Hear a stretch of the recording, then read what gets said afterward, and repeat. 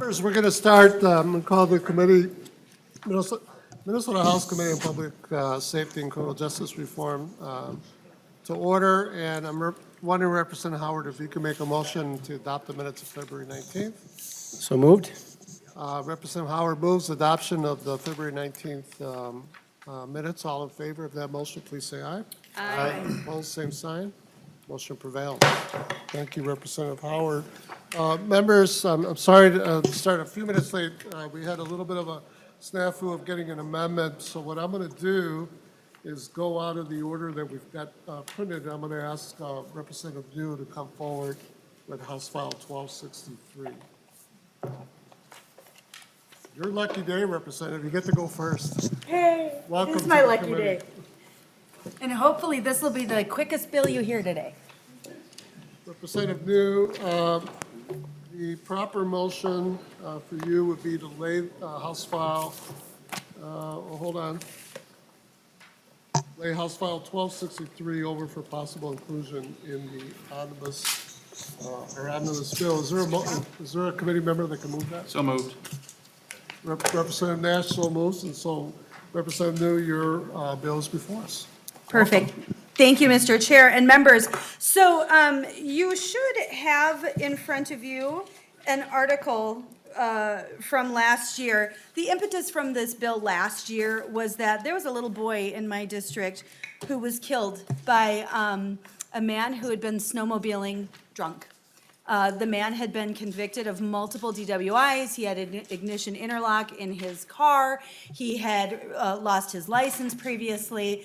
And yet, so the fix that we did is that if you received a DWI on an ATV or snowmobile or motorboat, you could also lose your driving privileges. You would have the consequences associated as though the DWI had been received in your motor vehicle.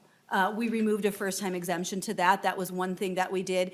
However, that law did not go the other way.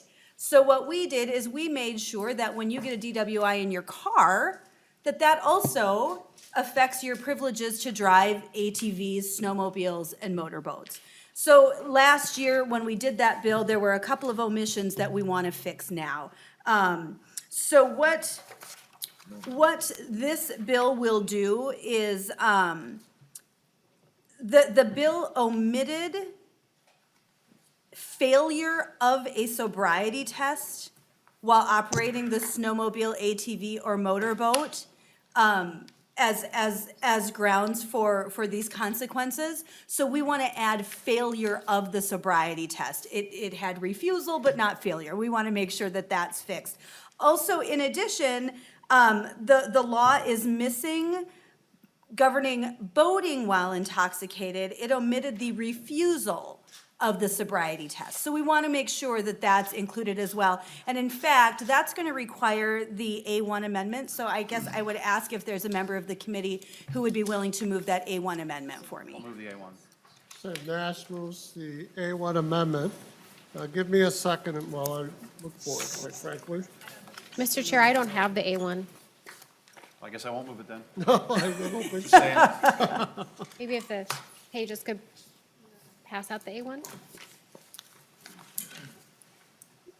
Why don't we continue with the conversation and we'll figure out what happened to your A1 amendment. We're going to lay this bill over so we can always act subsequently if it comes to that. I just want to make sure that we've got timely notice of the A1 amendment. Sure, thank you.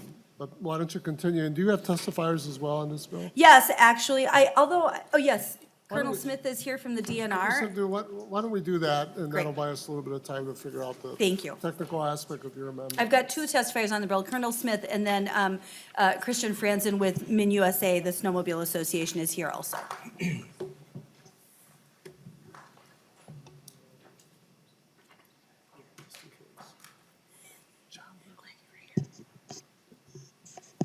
Okay. He did, okay. Welcome to our committee, and whoever wishes to start, please give us your name for the record and proceed with your testimony. For the record, Colonel Rodman Smith, Director of Law Enforcement, Department of Natural Resources. Mr. Chair, members, we'd like to thank Representative New for continuing to help us merge the DWI or impaired driving statutes for recreational motorboats and traditional motor vehicles. As Representative New stated, we did this, or the legislature did this last year and it was passed into law. And DWI law is somewhat technical and there's a lot of moving parts to it. And this was something that was overlooked last year. And all this does is, Representative New's House File 1263 and the amendment that'll be shared hopefully shortly just brings these more further into conformity between the two. And we support it. Very well, thank you. And I'm told by our staff that the A1 amendment is appropriate in terms of having met a deadline and having been posted. I think the only issue is we don't have copies of it in front of us, but it has been publicly posted. And as soon as we have the copies here, then I'll turn to you, Representative Nash, to move that. Mr. Chair, members of welcome. the committee, my name is Christian Franzen, and I'm here today on behalf of the Minnesota United Snowmobilers Association. As a statewide organization, we fully support the safe use of recreational vehicles. For that reason, bills such as this, which help to align DWI laws, we see as healthy for the state and overall safety of our sport. So for that, we'd like to thank the DNR and the author of the bill for putting forth such a good product. Thank you. Terrific. Are there any questions for our testifiers? Perhaps let me just ask this. I think this bill makes a lot of sense, and I think our amendment does as well. The begging question is, what happened when we passed this bill that we didn't include this? Is it just? That's a great question. Thank you, Mr. Chair. And members, honestly, it was an oversight. It was a relatively technical bill, and this literally was just an oversight. Very well. I'm making sure the amendment gets passed out before we take the next step. Representative O'Neill and then Representative Johnson. Representative O'Neill, please. Thank you, Mr. Chair. I was going to ask something kind of along those lines of, how did this come to light that this was missed? And was there a case that happened where you weren't able to move forward with charges or something because of the way the statute was now written? How did this come to light that this was an ongoing issue? Mr. Chair, Representative O'Neill, after the bill was passed, DNR, Department of Public Safety, Department of Driver Vehicle Services, Bureau of Criminal Apprehension, we all got together to figure out what this all looks like and how we could possibly get the recreational vehicle portion of DWIs into e-charging. And when all those great minds got together, we saw that there were a couple small things that we missed. And because, DWI law is somewhat technical, these are some of the more technical points that were missed. And so as a group, we saw these issues and then we brought them back and wanted to make changes this year. So there was no case, but it was just the people getting together after the fact and sorting out what happened and how to move forward. Thank you, Mr. Chair. It's good to know that there wasn't a case that, wasn't able to move forward with charges or something because of the lack. But it's great to see that all those agencies and great minds are getting together to look at it after the fact. So that's the best outcome I could ask for is kind of a proactive approach. So thank I you. agree, Representative O'Neill. And it does make intuitive sense to me that if an individual's involved in, quite frankly, irresponsible behavior with one vehicle, that there's probably a good argument to say that that behavior is consistent in terms of using other vehicles. And so I think it does feel like a good closing loop in terms of keeping our public safe regardless of what vehicle that individual may be driving. Representative Johnson. Mr. Chair, Representative New, I want to really thank you for being on top of this and working with this. This is was brought forth by a very tragic incident in your district. I know we had a lot of discussions about it last year. And just to remind members, there's a lot of times we have a lot of bills that we pass, get signed into law. In the very next session, we have to deal with something that was overlooked. This bill is a very technical bill, and unfortunately, sometimes minor little things get overlooked, and sometimes they're not minor that get overlooked. So thank you for fixing this.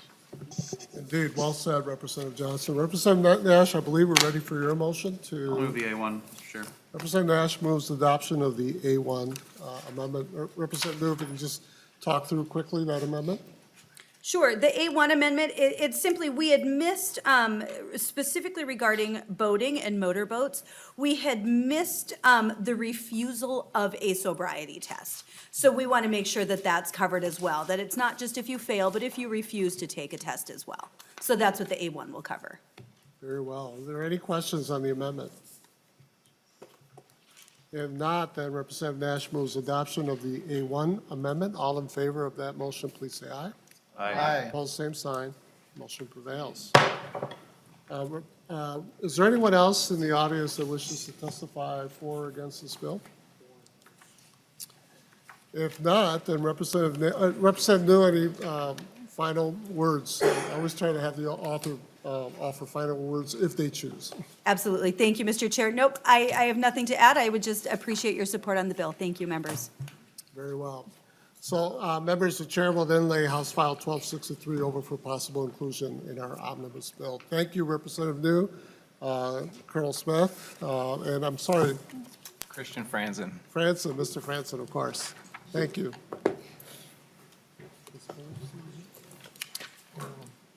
Yes.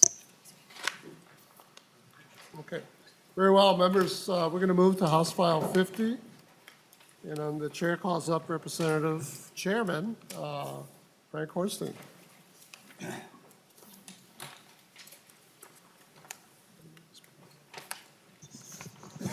Just hands-free.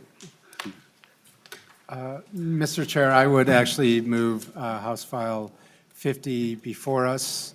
And does this then go back to Ways and Means? This will be referred to the Judiciary Committee. Judiciary, and that this be referred to Judiciary Committee. All right, very well. Representative Hornstein, House File 50 is before us. Welcome to the committee. Thank you very much, Mr. Chair and members. I know that I have an author's amendment. I'm not sure if you want to address that first, or you want me to get to the main body of the bill. Whatever the chair and the committee desire would be. I will follow your lead, Mr. Chair. Chairman Hornstein, why don't we move your amendment? Because this is going to put the bill in the shape that you want it before us. Sure. It's So the then, A5 amendment, Mr. Chair, and I could address that if you'd like. very well. Representative Dane, would you care to move the A5 amendment? Yes, Mr. Chair, I'll move the author's A5 amendment. Very well. The A5 amendment is before us. And Representative Hornstein, if you can describe the A5 amendment, and then I believe there's an amendment to the amendment Sure. that we'll take up if it's offered. Okay. Offered. Well, thank you very much, Mr. Chair and members. Thank you for hearing House File 50 and the accompanying amendment. I think many of you are familiar with the hands-free bill. It passed this committee last year. It has been vetted by a number of other committees as well. But in the course of the public discussion of this, some issues had come up around the need to get some additional data on traffic stops as it relates to this legislation if enacted. And so the A5 is an amendment that will collect data, a demographic type of data related to traffic stops that the state patrol is involved with. And it calls for a study both before the enactment of the bill and after, so that there can be some comparative data. And so that's the goal of the A5 amendment. Very well. Representative Nash? Thank you, Mr. Chair. I have questions on the amendment, but I would also move the amendment to the amendment, the A6. Very well. Representative Nash moves the A6 amendment. Representative Nash. Yeah, thank you, Mr. Chair. And Representative Hornstein, you and I have spoken about this bill, but not on this particular amendment. And I just have some concerns. One, in creating this study, there's going to be a cost. There's no assessment of that cost of collecting this data, storing this data. Who's going to create, manage, and administer the database that this goes into? And we've all seen, without being very proud of how it's been done, how MNLARS has worked, and this would be a department project that would be probably administered and built by minute, so be very afraid of that. But I find some of the things that you're collecting, I'm surprised that you're collecting those pieces of information, but some of the things that are missing that I think my amendment to your amendment would fix would also be the immigration status of people who are being stopped. Because obviously, some of them may not even have driver's licenses, so we're going to want to collect that, Representative Hornstein and members. I think that that's an appropriate thing. So the amendment to the amendment would ask immigration status and collect that and hopefully put it into a database that somebody other than Minute would build if your amendment is engrossed. And I would request a roll call. The roll call has been asked on the A6 amendment. I'm wondering if Commissioner Harrington, Public Safety, if you could come forward. There's a question, there were two issues you put on the table just now, Representative Nash, if I heard you correct. One is the broader issue of data collection.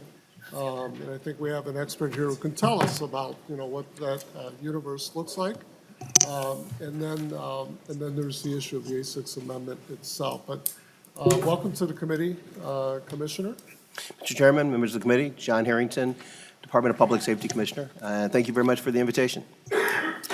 Commissioner, I'm wondering if you can describe for the committee what the data parameters are, realities are, relative to this kind of collection, whether it's currently existing, what our capacity is, and then also, I think Representative Nash, you had a very specific point around Minute, and I'll let you restate that Sure. if that's okay. Yeah, thank you, Mr. Chair. And to the Commissioner, this is data that you're going to be collecting that you currently do not collect, correct? Most of this data, Mr. Chairman, yes, this is mostly data that we do not collect currently. And Mr. Chairman, Representative Nash. to that end, this data is going to have to be stored in some database. You're going to have to make changes to either an existing database or create a new database. And I think, Representative Hornstein, you're requiring that this be a new project, so it would ostensibly go into a new database. And again, caution all of the members here, be deathly afraid of that. But again, the things that you put in your amendment that I'm trying to amend seem incomplete if you're truly trying to track who is being stopped that is not utilizing a hands-free device. And this is a serious issue. If you're truly trying to find out who are the people not abiding by this law, if your bill becomes law, this is something that I would imagine everybody would be in favor of, making sure that we're tracking the immigration status so that you can know maybe who's not even supposed to be driving if they don't have a driver's license, or if they do have a driver's license. This is important stuff. So, members, I would ask for your support, and just to remind, I did ask for a roll call. Of course, very well. Commissioner Harrington, this is probably an appropriate time to then talk about the A6 amendment as well. I don't know if you had a chance to look at it, if you have it before you. Mr. Chair, yes, I have seen the A6 amendment. I have had a chance to look at it and give it some consideration. And in my opinion, as a police professional, having served for over 40 years, this is not information that would lend itself to increased safety in the state of Minnesota. It is not information that police departments who currently do data collection around traffic stops collect. And I do not see how this would be relevant to, especially to this particular hands-free bill. Well, Mr. Chairman. Senator, Thank you, Mr. Chair. If by your own admission, the data that Representative Hornstein's authors amendment is data you do not collect, and you're also saying that mine does not either, I fail to see the relevance of his and not mine. So I'm again urging members to consider the A6 amendment and engross it, because you're already telling us that the other data he wants to collect is germane, but you're saying that mine is not. I find that to be a pretty stark juxtaposition, and and moreover, I still haven't heard an answer as to who's going to be administering this large database, and moreover, I'm deeply concerned by the potential fiscal impact to our law enforcement across the state. You've got counties who are now going to be collecting way more data, post-processing that, handling that once they get back to their headquarters. You're actually layering costs onto these law enforcement professionals, and I think that that's clearly something that you haven't thought through. Representative Hornstein. Mr. Chair, I wanted to also address Representative Nash's concerns, and I think Commissioner Harrington can as well. But just to clarify a few things, because there's a little bit misunderstanding about the amendment. It's my understanding that much of information about traffic stops is already being collected by the State Patrol through an electronic database an existing database that they have. And so we're just asking for a little bit more information. So that's number one. Number two, for a limited amount of time, a matter of months. Number two, Mr. Chair and members, the state patrol officers, as well as, this kind of data collection is now done routinely as a matter of course in both Minneapolis and St. Paul. Actually, much more data than we're requiring on this amendment. But officers are not asking, this is very important, Mr. Chair and Representative Nass. Officers are not asking the individual who's being stopped for any information. They are making the assessment themselves. So there's a huge difference between what we're asking for in this amendment and what's being asked for in the amendment to the amendment. There's not interaction on demographics that officers are asking people at a traffic stop in the A5 amendment. But under Mr. Representative Nash's amendment, there is actually going to be this interaction literally asking someone their immigration status. So we can get into some of the other safety issues around that question being asked and why that's problematic. But I just wanted to make sure that, Mr. Chair and the committee, you knew the difference between what we're asking for in my amendment and what Representative Nash is talking about. Commissioner Harrington. Mr. Chair, in point of fact, the Minnesota State Patrol uses an e-citation method of collecting data on all traffic stops. What this information would be, we have empty fields that are in the e-citation system currently, and what this bill would do was we would use those empty fields in an already existing database to capture this amount of data. So there is not a new database or a new IT system that is necessary. My experience, both in my last employment at Metro Transit and prior to that in St. Paul, is that the database systems already exist, they're robust enough, and then it's simply a matter of cutting the data out for a limited period of time to be able to make a reasonable judgment and study and summarize what you've got from the collection on the road. So there should be no impact on Minnesota county sheriffs or county administrations. This really should have no impact fiscally because the data already will be there, and it's simply a matter of us using already existing systems to capture that data.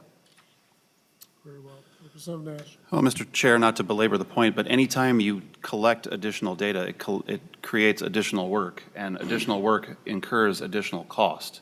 That's just an incontrovertible fact. So to say that it has no fiscal impact is just plain wrong. So respectfully, I urge members, you should either, if you're going to vote my amendment down, you should also vote Representative Hornstein's down, because it's creating an undue burden on counties and the State Patrol. And you're creating new data. You have no consideration of cost because it will incur additional costs. So thank you, Mr. Chair.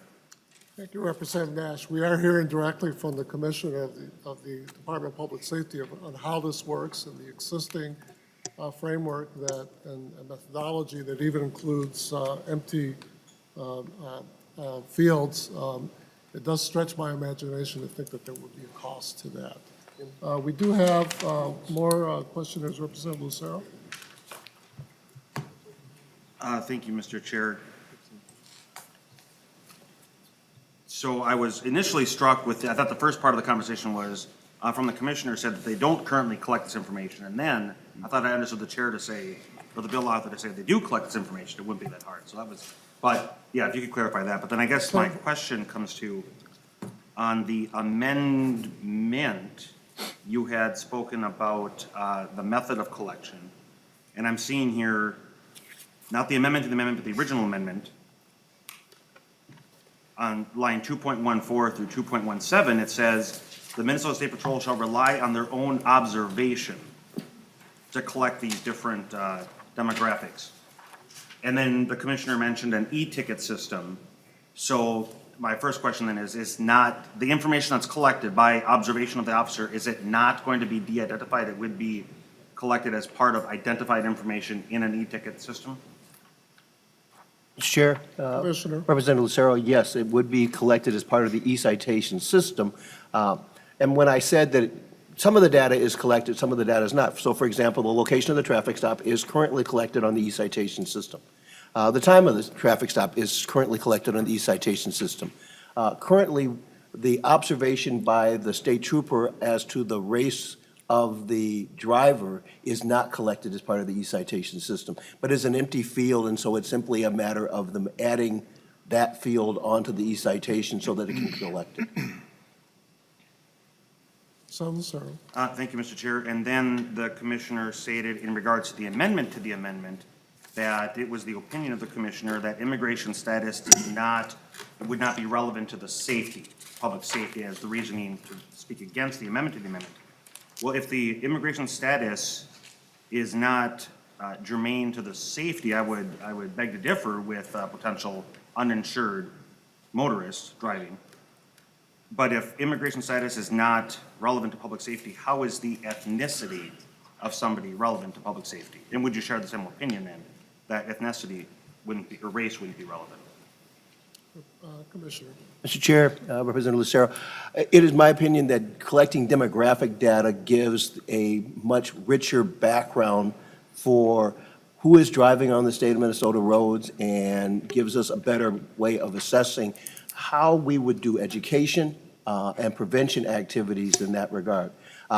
Whether they are here with, as a current resident or not, does not really impact that one way or another. So in my mind, it is not germane to increasing or in fact germane to reducing the number of people who are driving with an electronic device in their hands as to where they came from originally or what their immigration status is. Representative Lucero. Thank you, Mr. Chair. And then another question for the bill author. So going back to that same section on the original amendment, it says personal observation. Then I can presume that there wouldn't be any questions asked by the law enforcement officer to the motor vehicle driver. But if they did ask a question, could the person refuse to answer? And if they refuse to answer, would they be violating the law by not cooperating with the law enforcement officer? Representative Hornstein. Mr. Chair and Representative Lucero, so to the first question you asked before this question, that I wanted to address, because you asked. The reason that this is, existing, we're looking at an existing framework is that e-citation network. So that's already in existence. So I wanted to address that question first. Secondly, I'll just defer to, Commissioner Harrington on, the nuances of the interaction between law enforcement and folks that get stopped for a traffic stop in terms of the kinds of questions that are asked and how that would relate to the study. Well, If that's okay, Mr. Chair. Yes, of course. And specifically, Commissioner, I'm a little turned around here on the question because I don't think the issue on the table is the creation of a violation of law by virtue of making an observation, the demographics of the driver here. But please, Commissioner. Mr. Chair, Representative Lucero, if I understand your question right, if a trooper was to ask questions while during a traffic stop and the person declined to answer, I do not believe that that would be a violation of statute outside of the context of implied consent and some of the other areas where we have very specifically, and so you're required to provide identification, proof of insurance, these kind of things. The trooper would be able to ask those questions, and if there were not satisfactory or if there was a refusal to give those information, those laws would then be in place. But if we were asking a question about ethnicity or age, which should be on the driver's license, once again, that would not be prohibited by any other statutory law, and so I do not see that as a secondary violation.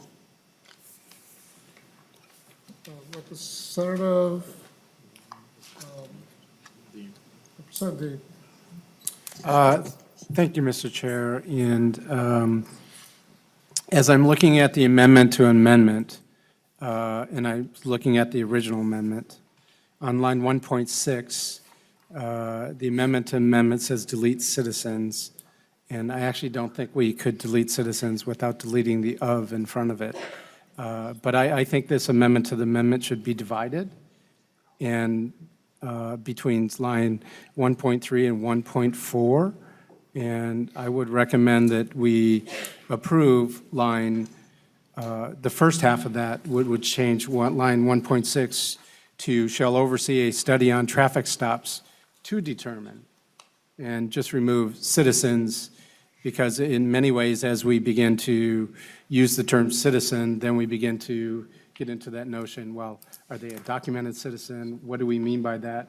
And I think if we remove that completely of citizens, we sort of go beyond that.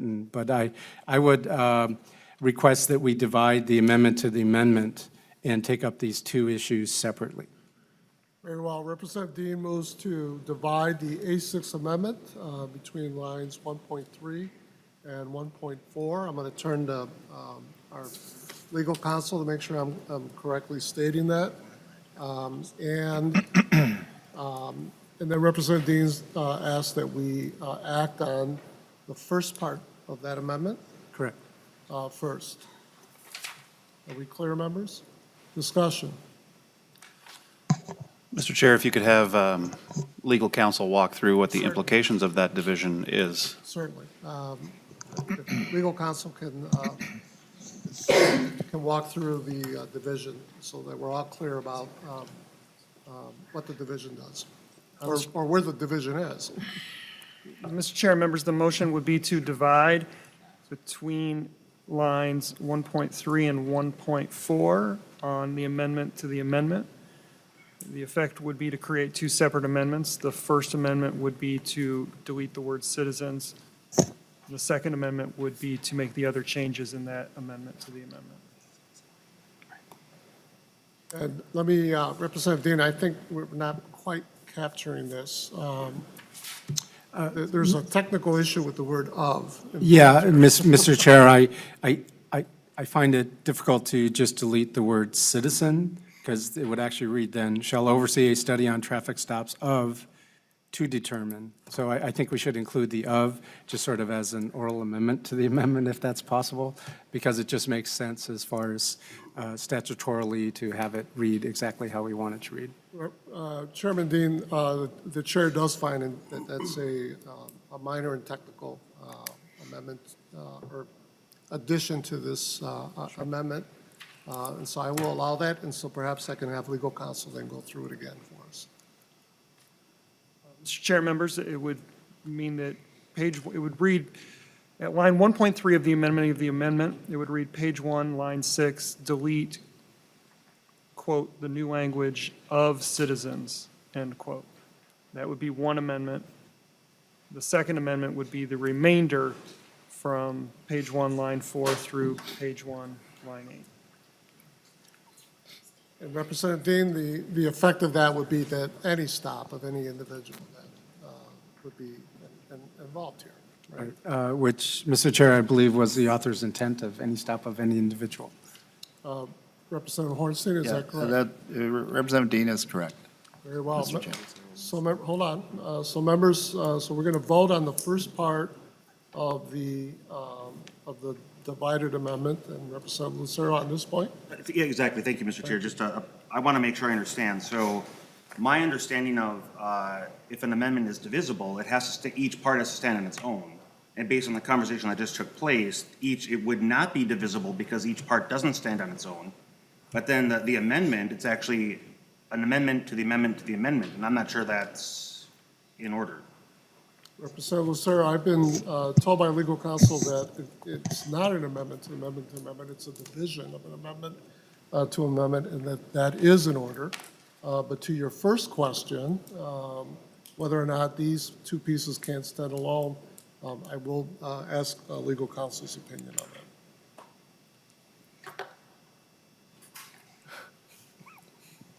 Mr. Chair and members, I believe this ultimately is your decision about whether or not, but the advice that I can give is that the deletion of the phrase "of citizens" would not directly affect the changes made on the other lines in the amendment.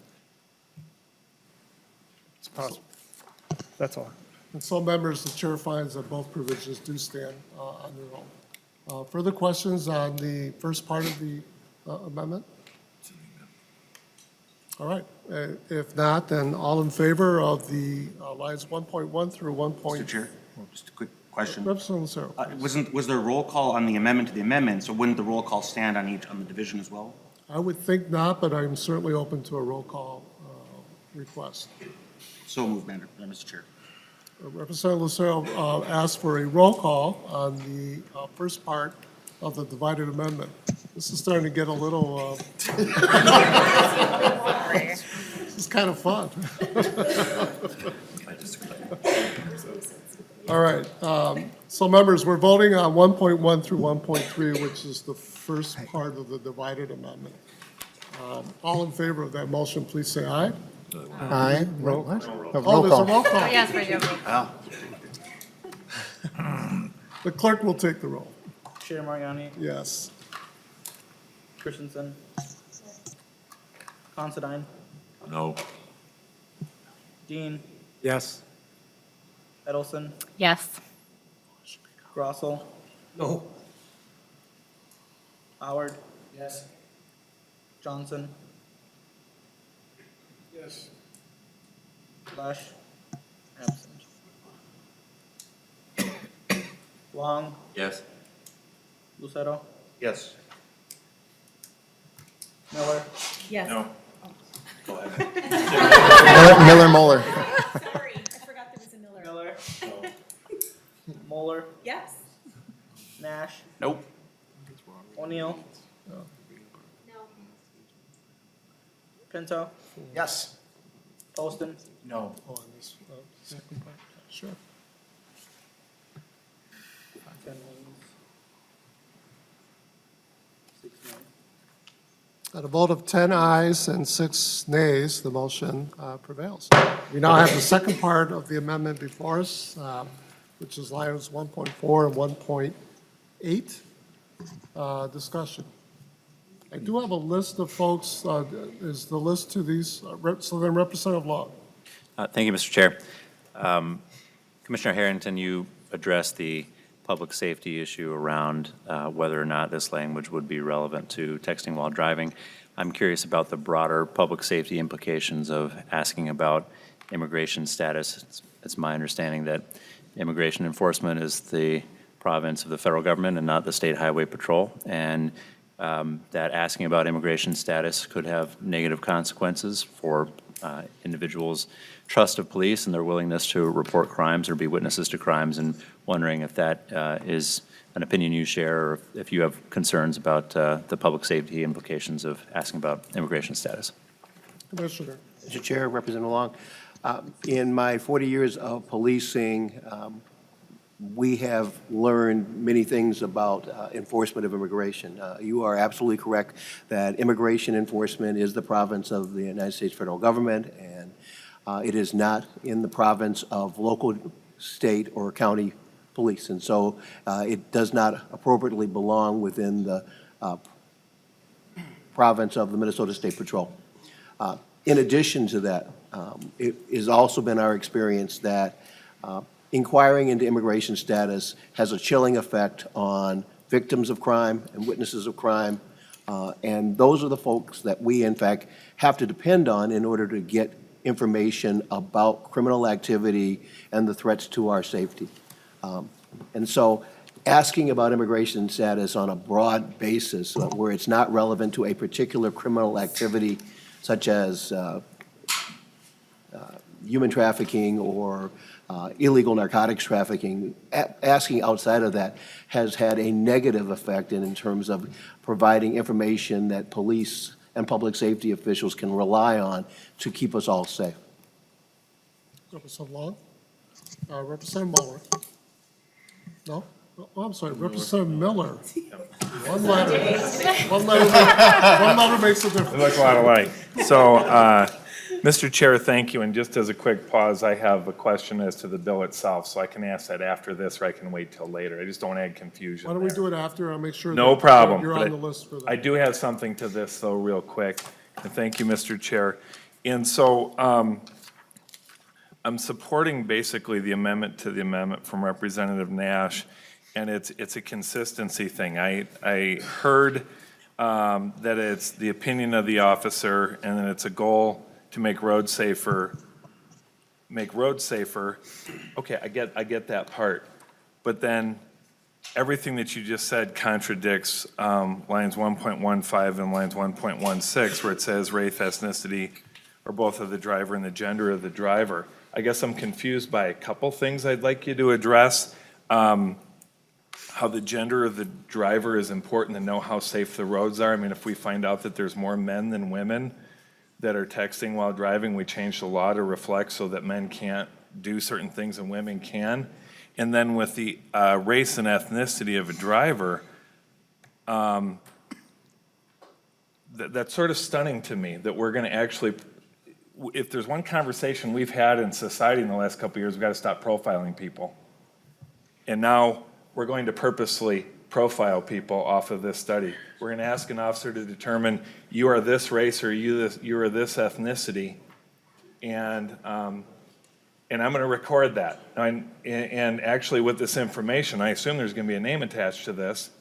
Now you may scrub that out when you do analysis, but we're running information based off of someone's, what happens if there's a specific race that is off the charts in texting while driving?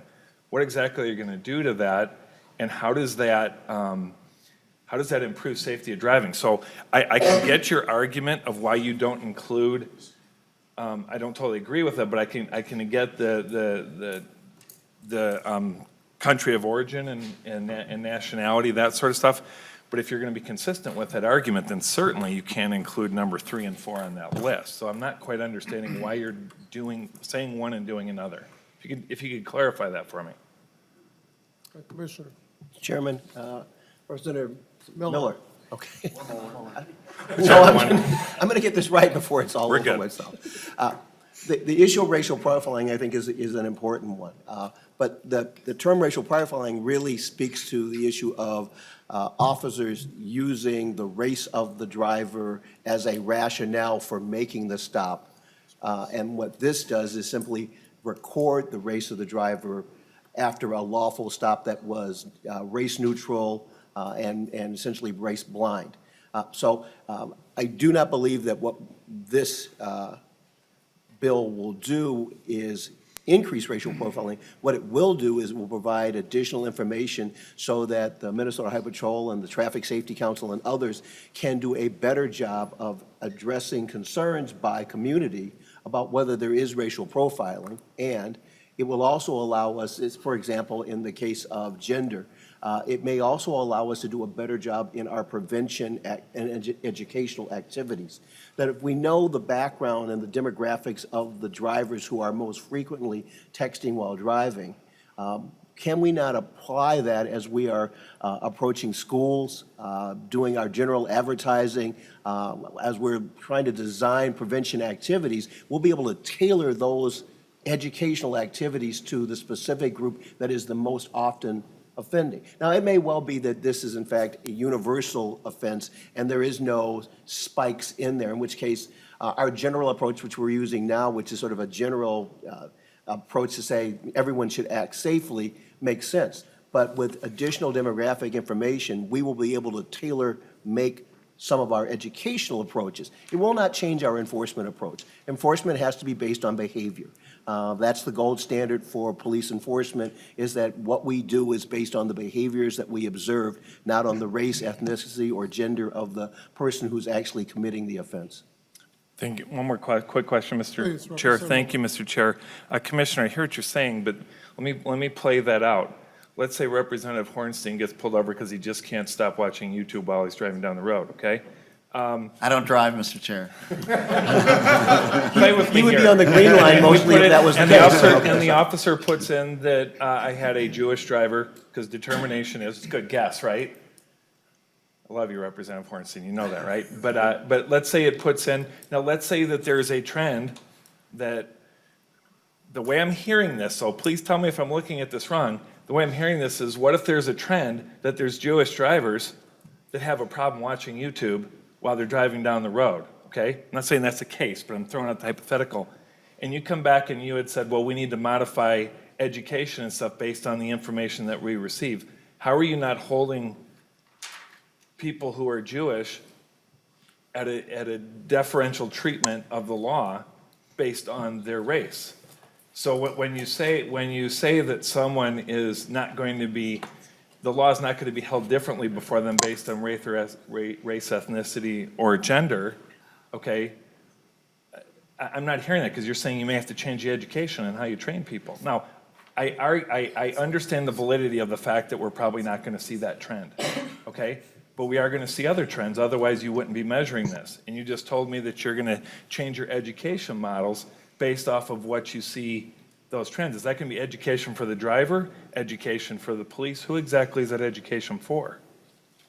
Mr. Chair, Representative Miller, and I think, I appreciate your clarification, because when I say education, what I am talking about is education for the drivers. So given your example, what I would then suggest is that if there was a spike that showed that Jewish drivers were driving distracted more often, then where would I go to have the most educational impact to make sure we're informing them about the fact that by driving distracted, they are 23 times more at risk than if they were not driving distracted?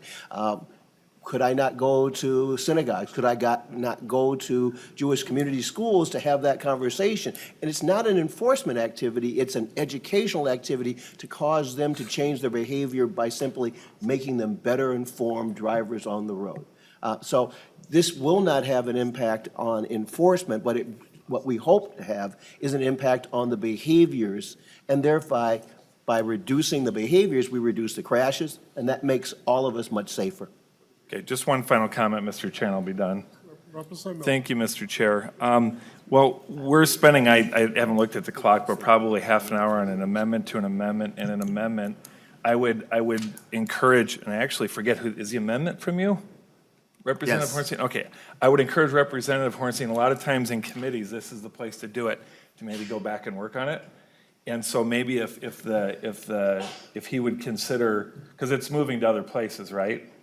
It's moving to judiciary, I believe, Mr. Chair? I believe so. If perhaps the amendment itself, if we can just kind of hold it off and have that readdress another committee with some of these things that can be addressed a little bit better, because I frankly don't see the clarity in it. And I think the fact that we're creating roll calls and 35, 40 minutes of discussion is indicative of that. So that's my recommendation. I'll let you do, I'll respect whatever you do, but that's my recommendation.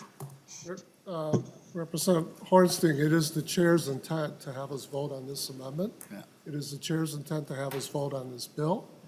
It is, will be up to the committee to see whether this bill moves forward. At that point, then it's the next committee's duty to work it further. And so I, quite frankly, Representative Hornstein, that's the chair's intent.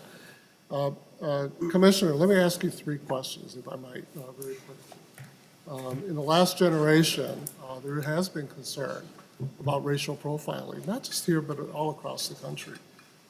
Is racial profiling, in fact, something that law enforcement understands as a reality and takes seriously?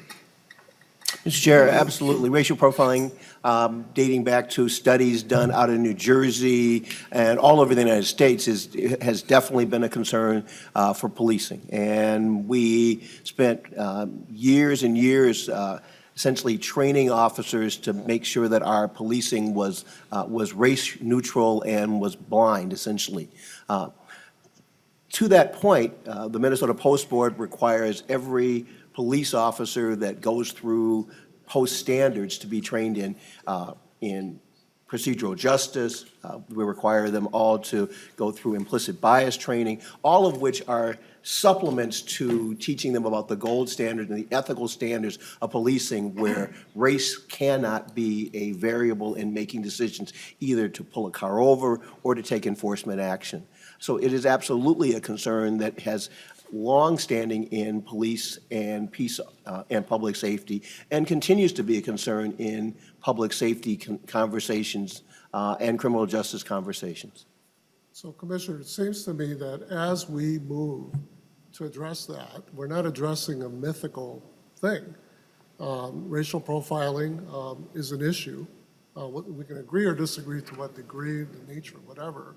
But it seems to me that racial profiling is an issue in the state of Minnesota. Am I correct with that? Mr. Chair, that is absolutely correct. Even my most recent position as chief of police at Metro Transit, it became a issue there. And this response is very similar to the response that we crafted at Metro Transit of collecting data so that we could do a better job of both educating the officers, training the officers, I guess is probably a more appropriate way of describing it, but also making sure that we educated our passengers as to what they could reasonably expect from police when they were being stopped. And Commissioner, I want to thank you for your work in that regard when you were head of our transit. My understanding is that that has fostered a level of community ownership and participation, which is what we want from our law enforcement activities. With that, I'm going to continue with, we have several other questions. Representative Grasso. Thank you, Mr. Chair. And thank you, Commissioner, for making that statement earlier about our LEOs being, we're supposed to be race neutral and blind when we're dealing with these things. I caught a little flack the other day for saying that same thing. Apparently, people don't believe me, but I hope they believe you. So thank you for bringing that out again. You know, you talk about the federal agencies. As state law enforcement agents, I am a retired deputy sheriff, and we are to cooperate with our federal law enforcement agencies as well, are we not? Mr. Chair, Representative Gruffalo, yes, that's true. Grisello, sorry. Russell. Russell, sorry. That's okay. I've been people having trouble with my name since I was a little kid. So this just goes by. Thank you, Mr. Chair. Very well, thank you, Representative Grasso. Representative Buller. Representative Johnson. So when we're, Sorry, I thought you were done, Representative. Oh. My apologies. You keep doing that to me, Representative Mr. Chair. Grasso. I know. You and I, we're going to connect, man. Representative Grasso, please. Thank you, Mr. Chair. So Commissioner, I guess the amendment to the amendment, how would that not be helpful in making sure that we ensure that we keep that cooperation between agencies to help each other in these things? Because over my years in law enforcement, I've made several traffic stops in the middle of the night and have found out that the individual inside of the vehicle is without a Minnesota driver's license, is without a passport or a work visa or anything. They're here illegally. And I've had to hold them for Border Patrol or someone to come and take care of these individuals. I guess, why wouldn't this information help in this data to make sure that we have the best people, or the safest people driving on the roads? Mr. Chair, Representative Grossell. In my experience, first of all, the Immigration Enforcement Act that most folks are in violation of is a civil act. It is not a criminal act, and as a consequence, it is a blending or a blurring of the line to say that police officers who are investigating a criminal infraction should in fact be substituting themselves in to be doing civil enforcement for the federal government. So in addition to that, my experience, at least in the last 20 years, has been that most departments have found that if they called the duty officer back in those days when we did, that the United States government was absolutely not interested in someone who had a driver's license violation. They were only interested if this was relevant to a significant criminal violent crime. And as I said, with the rare exception of where you're investigating a violent crime where immigration status is relevant to that crime, I find that it has a reverse effect by asking that question to the general public. Asking that question will cause you to have people withdraw, not give you more information, and that makes us less safe. And in any case, the civil violation of overstaying a visa or that doesn't really have any impact on whether or not they had a phone in their hand while they were driving and thereby might crash into somebody. Their immigration status, I do not believe, is relevant to that particular investigation. Thank you, Commissioner. Representative Grasso. Thank you, Mr. Chair. In a normal traffic stop, I mean, the first thing I'm going to ask for is do you know why I stopped you? And wait for their response, and then I'll ask them for their license and their insurance information. And through this traffic stop, if I stop them, even if I stop them for that hands-free violation, I am going to come to this point to where things just aren't adding up here. They don't have a license. They don't have any kind of ID or any information. So I don't know how things are done in St. Paul, but if we don't have that information, we're holding on to them until we can figure out, okay, who am I dealing with here?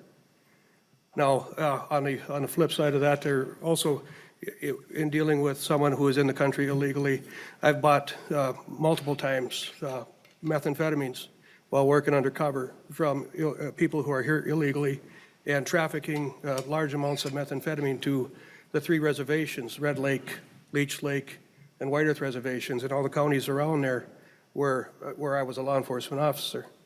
And, you know, I guess there's some lines in there that if we are going to be making these traffic stops, you're going to be doing these investigatory stops while you're working through the process of a regular traffic stop for a violation of this kind, where you're going to gather this information. What are we supposed to do with it then?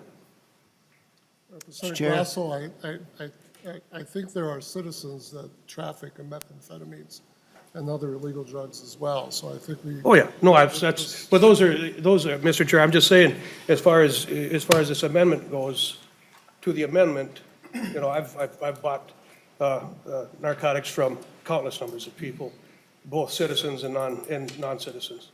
So, I mean, I'm not saying that those are the only folks that are transporting narcotics. But when it pertains to this amendment, I guess if we have that information, what are we supposed to do with it as LEOs? Commissioner. Mr. Chair, Representative Grasso, the standard that we would apply is the behavioral standard. So what behaviors are actionable in this case? You are required to have a driver's license. That's actionable. You're required to have insurance. That's actionable. Those are actionable. You're not allowed by the statute to have the phone in your hand or be watching your YouTube videos in the front seat of the car. Those are also actionable. Whether you are doing that having been born in Bemidji or Belize is not actionable. What I would say is that I would take action on the behaviors that I observed, which is I asked you for the driver's license, you didn't have a driver's license. I would take my normal procedures for what do I do with someone who doesn't have a driver's license, whether they don't have a driver's license because they have not paid their fines and the driver's license has been revoked because of that reason, whether they don't have a driver's license because they're underage and they have not acquired a driver's license or their driver's license expired. I would simply take action based on the behaviors that I observed, and I do not believe that their immigration status is relevant to that particular behavior. And that's what I could take action on legally. Members. Thank you, Mr. Chair. Thank you, Representative Grasso. Members, we have public testimony, I believe. Representative Hornstein from families have been impacted adversely and perhaps tragically as a result of the behavior that this bill attempts to address. I want to honor their presence here today, make sure that we get to their testimony today, now, as opposed to dragging them back into the evening. The rest of us, we're here. It's a 24/7 job, so we can do that. So with that, Representative Johnson, I'm going to have you ask your question, and then I want us to move. We will then move to a vote on this amendment and then we'll move over to the testimony. Members, in 5 minutes, I'd like to get to the testimony of the public on this. Representative Johnson. Mr. Chair, the question I had dealt with other things in the original amendment. That's how long ago I asked to ask the question, so I'll wait. Well, very well then. Members, I'm going to then have us vote on the second part of this amendment. This is the 1.4 through 1.8. And is there a roll call asked for this? Sure was. Very well.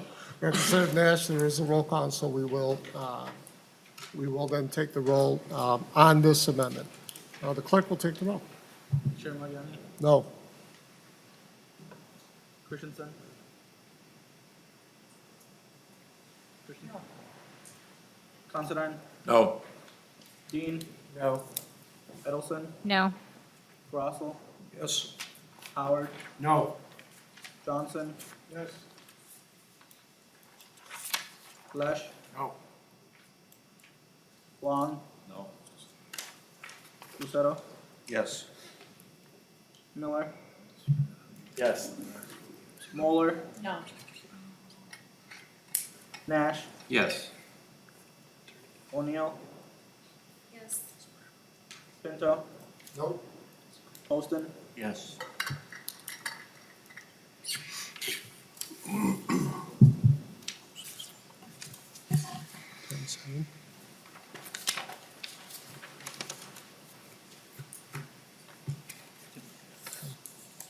On a vote of 10 ayes and 7 nays, wait a minute. I'm sorry, I have this backwards. On a vote of 10 nays Hold and on. 7 ayes, the motion does not prevail. Pardon? Got the underline. Right, so are we done with the amendment? No, then we have another. Okay. All right, with that, members, I'm going to move to the, to honor our guests here. We will come back then to the, Gonna move the amendment. oh, very well. So who made the initial motion? This is so long. Representative Dean renews his motion. Mr. Chair, To adopt the A5 amendment as amended. Mr. Chair, Representative the Johnson. original amendment is what I'd like to add some questions on. I wanted to wait till we got to the original amendment. Representative Johnson, I will allow us to have 5 minutes to do that. It is my very serious intent to honor the testimony of the public here while they are here. So please, you have 5 minutes, so keep that in mind, please. Thank you.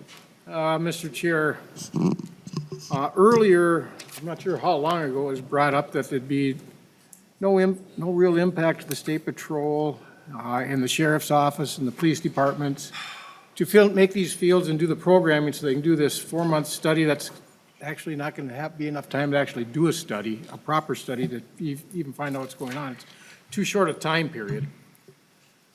But all these programs with the e-citations, they're not owned by the state. Each department owns theirs. That means they're going to have a tech come in every one of our 500-600 law enforcement agencies to set up all these programs. This is a huge cost and a huge burden to our law enforcement agencies across the state. We already have a huge burden. We forced them years ago after September 11th, or not, it wasn't September 11th, it was after the bridge collapse, to go to the Armor system, which is an 800 megahertz radio system for better communications. Our counties and cities are paying thousands of dollars every year for multiple updates because we went to that. This is going to be another burden on them fiscally to spend a few thousand dollars to put these upgrades in for every single department in the state of Minnesota for a 4-month study to get this information in, which goes to which then will have to be shipped to pulled out taking time to pull all this information out and sending it back to the commissioner. So I think this is a big undue burden on our law enforcement agencies to begin with. With a 4-month study, you're not going to get enough proper information to find out if there's actually anything going on. I would vote no against this amendment. Commissioner. Mr. Chair, Representative Johnson, the intent behind this was simply to have State Patrol collect this data on State Patrol traffic stops. It was not, in my understanding, as I read the bill, this is not a mandate for all police agencies in the state of Minnesota to collect the data. It is simply a mandate for the Minnesota Highway Patrol to collect the data. And so this would only impact the e-citation system that Minnesota Highway Patrol operates under currently. Representative Johnson, I'm going to ask our legal counsel to clarify what the amendment does in terms of who's responsible for collecting this data. Mr. Mr. Chair and members, it puts a responsibility on the Department, the State Patrol. So the Department of Public Safety, working with Minnesota State Patrol, collect this data. Only the Minnesota State Patrol is required to collect the data. And paragraph E at line 2.5 through 2.8, there is permission for the Commissioner of Public Safety to request other relevant data from law enforcement agencies who decide to participate, but there is no requirement that other law enforcement agencies participate. I'm good with that, but I would request a roll call on this amendment. Very well. Representative Johnson requests a roll call on this. Representative O'Neill. Thank you, Mr. Chair. So I have some concerns with the language, and I'm going to be very specific and pointed. Specifically about, we heard the communication about that this is an observation of race, and so that's, the misidentification of race is just, I mean, it's just a huge issue, right? So, you look around the table right here. I myself travel, and I've traveled to every continent except Australia and Antarctica. And on every continent I've been on, I've been misidentified. In fact, I've rarely been identified as my true race. I'm not sure why, but when I was in India, they thought I was Brahmin Indian, which was wonderful. That's a beautiful thing. When I was in Ethiopia, they thought I was Japanese. When I was in Colombia, they thought I was Colombian, Latina, excuse me. So, and my colleague to my left is misidentified at almost every hearing that we talk about race. It is assumed by his skin color that he is Caucasian, he is not. So I have a great concern, unless you ask someone their race or ethnicity, you will not know. Because we are so mixed and so varied. In this room alone, there are a multitude of races and ethnicities.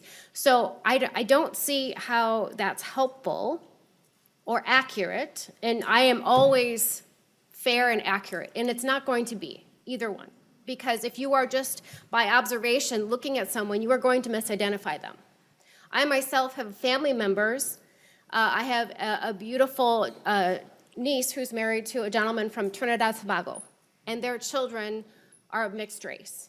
I have another nephew who's married to an African American and Native American woman mix, and their children are a mix, and you can look at them and you don't know. They're just a mix of a lot of different things, from Scandinavian to African American to Native. So I have a big problem with even having this in here because you are going to misidentify more people than you're going to identify. Second thing, on line 1.16, you use the word gender. Now, gender means something very different than sex. Okay, we just had a very long hearing about that in the previous committee in judiciary. Now, on your driver's license, which I have mine renewed just this last summer, it says sex, it does not say gender. Sex is defined in law. Gender is not. There is no definition of gender. So we are talking about something completely different. If you mean sex, then you need to say sex. If you mean gender, then that's undefined and there is no statutory definition of gender. So that's a totally, utterly different thing. I think we just need to know what we're talking about. So one, I have a big problem with an observational determination of someone's race or ethnicity, because you are going to misidentify the vast majority. And I'm not really sure what value that is, as we've already stated, but I'm mostly concerned about the misidentification, as I have been misidentified my entire life. I've been, like I said, even mistaken for Japanese, which was the most interesting. And on your driver's license, it does not say gender, it says sex. And on your driver's license, it does not say your race or ethnicity. Okay? So the only way to really know someone's gender is to ask them, because that's a self-identified, not an observational determination. And it is impossible to know someone's race or ethnicity without asking them. So either we're going to ask or we're not. And so we need to decide what we're going to do and put that into the amendment. Thank you, Mr. Chair. Representative Hornstein, I want to thank you for taking this amendment, because I'm the one who pushed you to take it. And it seems to me that what perhaps the chair has not done well in this session is not to have had a very early conversation about racial profiling. Obviously a salient issue in our society today, and all sorts of people want to get it right. But we can't get right what we don't understand. You know, it was not my intent to capture a quantitative measurement of who is being stopped, as much as to understand how and whether bias is playing a role in who does get stopped. And in order to know that, it seems to me that the observation of the person making the stop is critically important.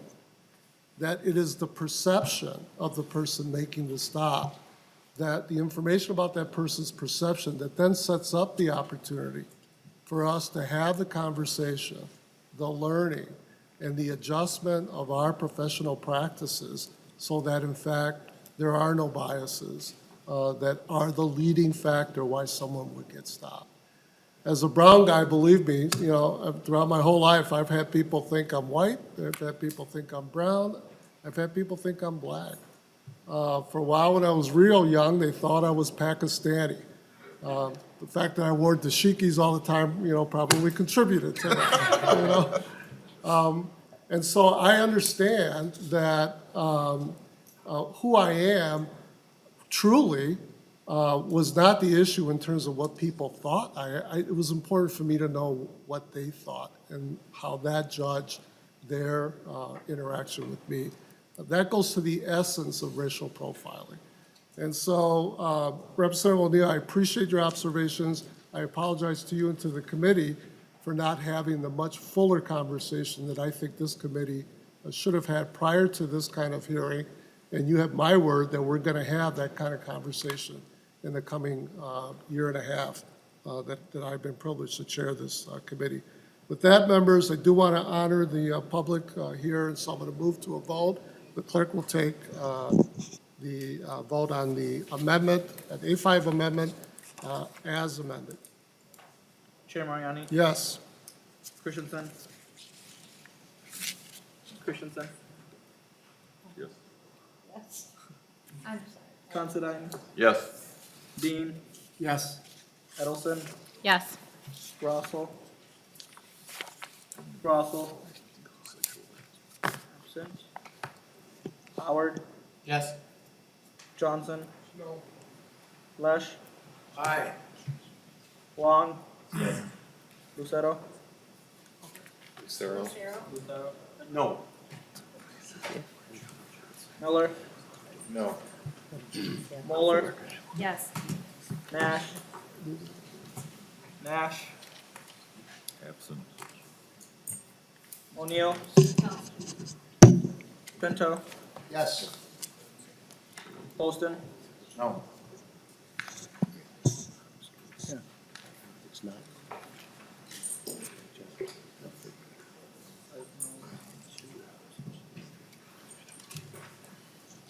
Members, on a vote of 10 ayes, 5 noes, 2 absent, the motion does prevail.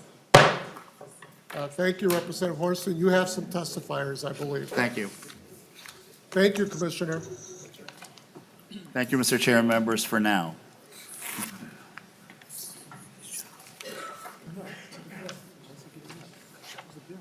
Representative Hornstein, do you want to bring your testifiers up, and then we'll try to move this expeditiously as possible?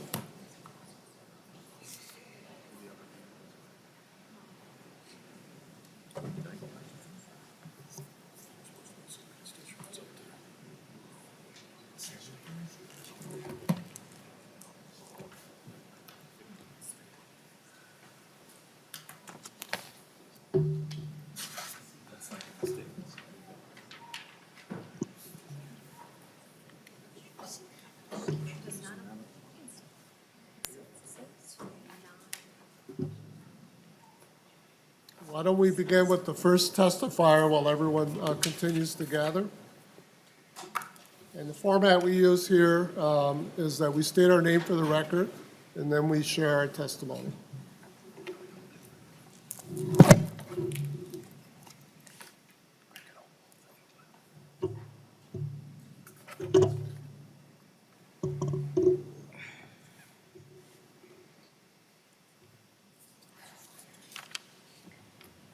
Mr. Chair and members of the committee, my name is Rhonda Maurer. I would like to thank you for allowing me the opportunity to speak today. This is not my first time, nor will it be my last. My family has suffered unimaginable pain due to the growing epidemic of distracted driving. I, like most people, never thought it would affect my life. That is, until the evening of July 21st, 2015, when my Uncle Chuck, cousins Cassie, Alanita, and a family friend were on their way home from the Monticello Library.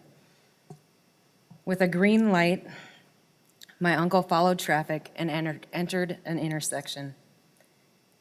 But he was struck by an extended cab Ford F-150 traveling at 65 miles an hour before he even made it to the middle. There was no sounds of screeching tires, as no brakes were applied. The driver just flat out did not see the red light because she was not even looking at the road, even after multiple people in the vehicle had asked her to stop. The scene of the crash was chaotic, as there were 8 in total that were injured. 2 were airlifted, 6 were taken by ambulance to 3 different hospitals. By the time I reached the hospital, Chuck was already gone. I had the unfortunate experience of watching my cousin Patrick tell his little sister, who was just released from the hospital due to the same crash, that her dad didn't make it. I will never forget the heart-wrenching sound that echoed through the hospital corridor. When we went to see Cassie, she looked like she was sleeping. Besides the brain injuries, she only had a broken finger. We, however, were not allowed to touch or talk to her, as they didn't want us to stimulate her brain. 10 days after the crash and 4 days after we laid Chuck to rest, we were told there was nothing else they could do for Cassie. The multiple surgeries, including removing part of her skull to release the pressure from her brain, did not work. She no longer had any brain activity. She was 10. It was another loss my family should not have had to endure. It was a 3-letter word that took 2 people out of my life. Damn. D-A-M. That is all it took. The bill we are talking about today is far overdue. Something needs to be done as the number of the crashes due to distracted driving continue to rise. We cannot allow this epidemic to continue taking the lives of our loved ones. Driving is a privilege, it is not a right. We need to get off of our phones while we are behind the wheel. It is our responsibility to make our roads safe. It is time for Minnesota to stand up and say enough is enough. We want to be able to get from A to B and not have to worry about the person behind us. Not have to worry about the person behind us on their phone not seeing us brake, or worry about the person next to us sideswiping us because they can't turn their head fully because they're holding their phone to their ear. I see it every day, no matter where I'm driving. Car goes over the white line, goes back over the yellow, back to the white, speeds up, slows down, because they are too engulfed in their phones. I am begging you to pass this bill, not for us sitting up here today, not for Julie, not for Megan, not for Penny, not for John, not for Cassie, and not for Chuck, but for you, for your family, for your friends. But most of all, I think we need to do it for Minnesota. I just want to get home at the end of the day. I just want to get to work at the beginning of my day. I don't want to have to worry about who's coming from where. I think it's time. Minnesota needs this bill. Thank you. Thank you, Ms. Mauer.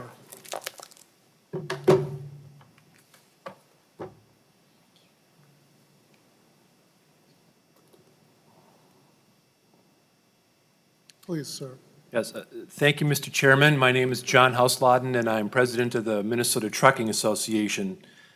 We're a statewide safety organization that represents 650 trucking companies and their allied vendors from across the state. I'm here today to be one of 35 statewide business and advocacy organizations, from truckers to grocers to the Minnesota Chamber, that have adopted policies supporting hands-free cell phone legislation. I'm here to tell you that the business community is united in the belief that it is time to pass hands-free cell phone legislation in Minnesota. Every day, Minnesota businesses are putting their people who are husbands and fathers and mothers and daughters, they're putting their employees and their contractors on roadways filled with distracted drivers.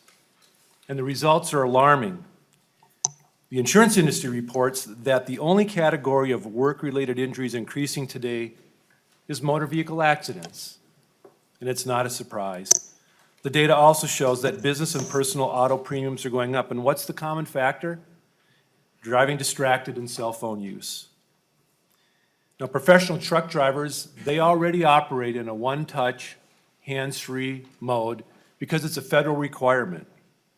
And I have to tell you, when we talk to our members and look at what we do to serve Minnesota and our customers, it has not hampered our ability to do it. But what our professional drivers see every day is quite alarming. Rather than focusing on the driving task, we see people looking at their phones. They're even watching videos. And professional truck drivers say, put down the phone, focus on the road. So the business community does look forward to passing House File 50 in 2019 and reducing distracted drivers for our people, for our employees and contractors, and all Minnesota motorists. Thank you. Thank you, sir. Are there any questions of the testifiers? I do want to, I am humbled, Ms. Mauer, by your words. I'm humbled by your words, and I'm also sorry for the loss of your loved ones and for your neighbors who have come here as well. I appreciate you being here. I can't imagine the courage that it takes to be public and share your pain with us. But I do see that you do it out of love and care for all of us. And so I want to thank you humbly for your presence here today. Are there any questions or observations? Representative O'Neill. Mr. Chair, I don't have a question, but I am the state representative for Monticello, Buffalo, and Maple Lake. And so I believe you said the Monticello Library is where they were leaving, that they left from? Smart.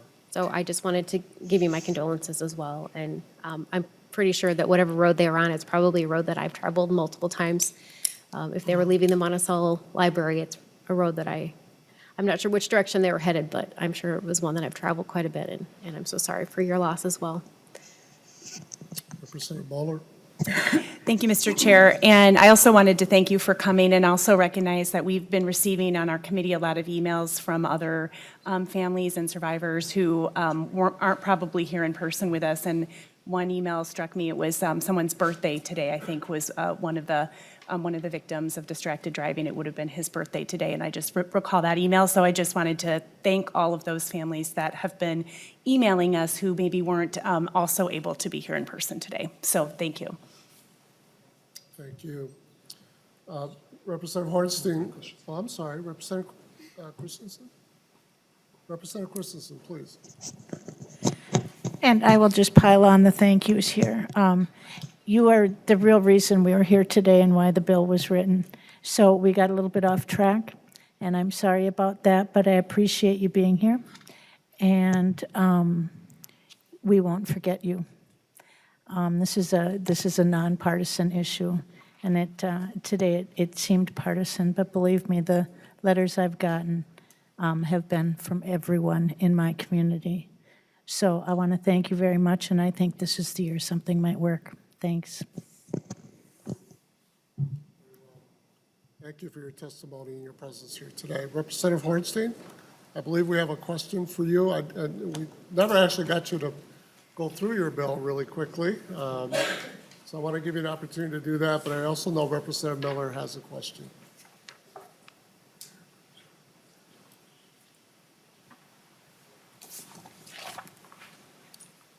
Representative Hornstein, it's probably appropriate for you to tell us what your bill does. Sure. Thank you very much, Mr. Chair and members. First of all, House File 50 is an effort to reverse, as you heard, what has become an epidemic of distracted driving on our highways here in Minnesota. It's legislation that will prevent deaths and injuries on Minnesota highways. In recent years, there have been an average of 59 deaths and 223 serious injuries in our state due to distracted driving, and it's the fastest growing cause of fatal crashes in the state. We know bills like this work, members. They have in other states where crash rates have been significantly lowered. And I would say, just in summary, this bill saves lives. We know that, it's proven, and I'm happy to answer your questions. Basically, time is short, so I'm just going to summarize in just a few minutes what this bill does. I want to be clear, this is not a ban on cell phone use. It is a ban on handheld cell phone use. And, we allow the use of wireless communications and voice activation, and we allow cell phone calls and functions made with one-touch activation. And so there are some exceptions. If you want to use a handheld device for emergency assistance in the event of an immediate life or safety threat or danger, and an authorized emergency vehicle. But basically, to summarize, and I know people have questions, what can I do, what can't I do? It's very simple, members. You can't hold a cell phone while you're driving. That's pretty much this bill in a nutshell. And as I said, we have seen significant reductions in crash rates and fatalities and injuries in the 17 states and District of Columbia where this bill has been enacted.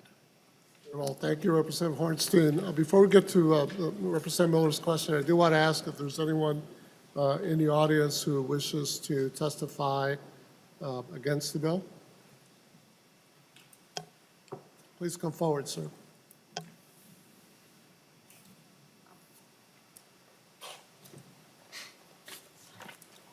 Please state your name for the record and give us your testimony. Chairman, committee members, my name is Brett Collier. I'm from Big Lake, Minnesota, and I work as an engineering consultant in the nuclear industry.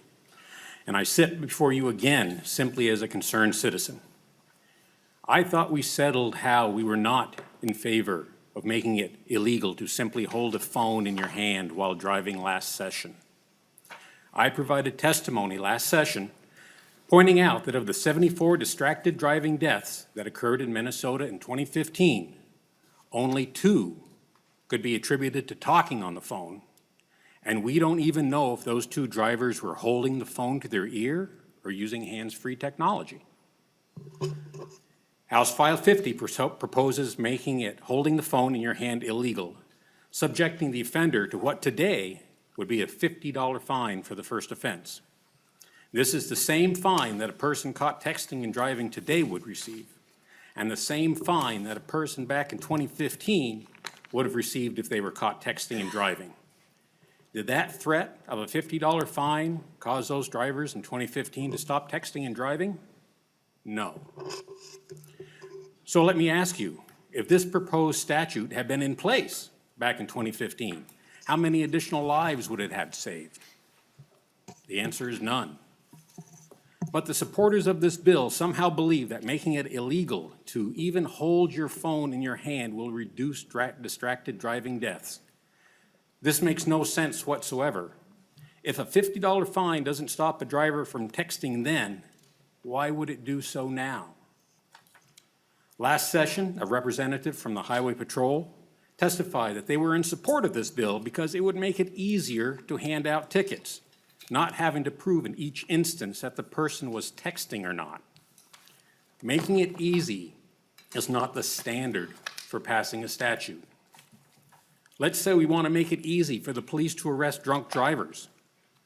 Should we stop administering breath tests and other sobriety tests?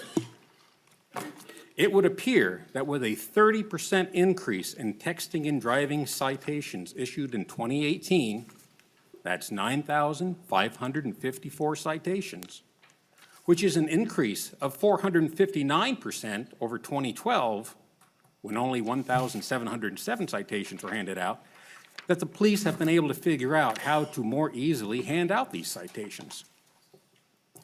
Now to circle back to the beginning of my testimony, it's not the person talking on the phone that's causing distracted driving accidents, but the person texting with their eyes on their phone screen instead of the road.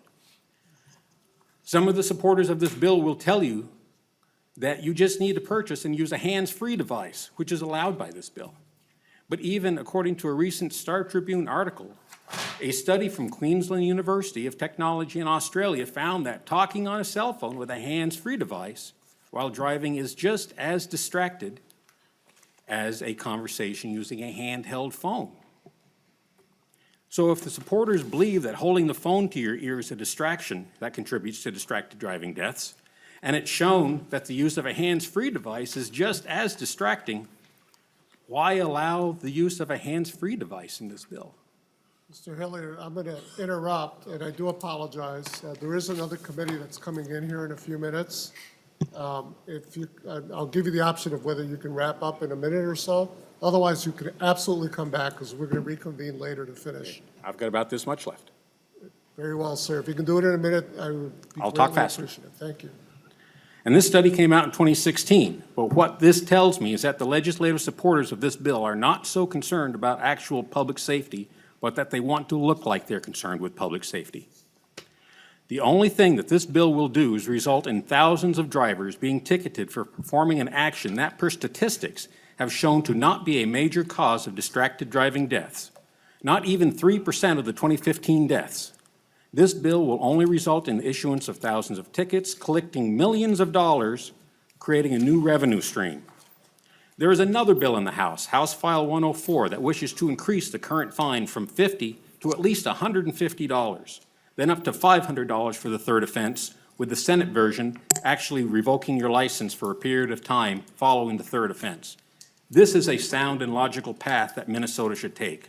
This is an increase in both penalty and deterrent for the actions that were actually causing distracted driving deaths. But let me remind you, if both the hands-free bill and the increase to the fines bill were to pass this session, you're going to be charging people who are simply holding their phones to their ears a penalty of at least $150 and possibly revoking their license for something that statistically is not a major contribution to distracted driving deaths. What the proponents are not telling you, Mr. Hillier, Collier. I do have the other committee actually already in the room now, so I certainly will invite you to finish your testimony later, if you wish. And I'm sure there might be questions as well, so I do want to invite you back. Okay. At that time. So members, we're going to reconvene in room 10 at 5:30. And until then, this committee stands in recess.